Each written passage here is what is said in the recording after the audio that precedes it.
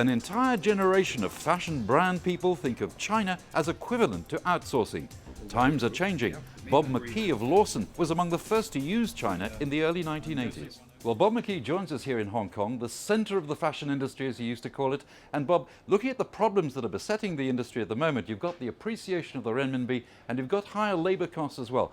What's the solution, would you think? I think that if you take a look back in the industry, you'll see that the industry has been dealing with and recovering from this throughout history. Whether the manufacturing of textiles and apparel was going on in the UK or the US or Hong Kong or China, it's the ebb and flow of the industry. And I think that as it relates to China in particular, we've just hit the edge of maturity, the point that the industry has become quite stable, quite well ingrained in the economy of China, and it's also getting to the point where other things are coming in and beginning to add competition to the scheme.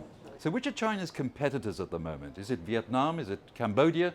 Is it Burma? Is it Africa? Again, take a look at the broader scope of the industry. Everywhere is a competitor. We've done a fair amount of analysis as it relates to where's the next China. My conclusion is that there isn't a next China. China represents a perfect storm of all the textile elements, from the fiber to the yarn production to the textile production, clear through to the cut and sewn production, all being within some amount of reasonable distance from one another. You're going to see people trying the Philippines. Certainly Vietnam is an important element, but how far can you go with Vietnam? It's not big enough. You're not talking about a land mass nor a population base that's nearly the size of China. So you can't look at that as the potential next China. And let's not forget about the fact that China is becoming a huge consumer base.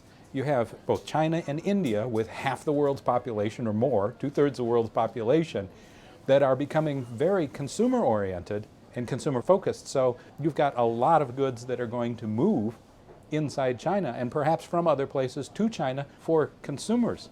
And looking at retail sales in the future, would you think of Africa, and particularly Africa, as an El Dorado for sales? One of the interesting statistics that I had read about Africa in particular, the largest group of investors that are investing in African infrastructure are Chinese.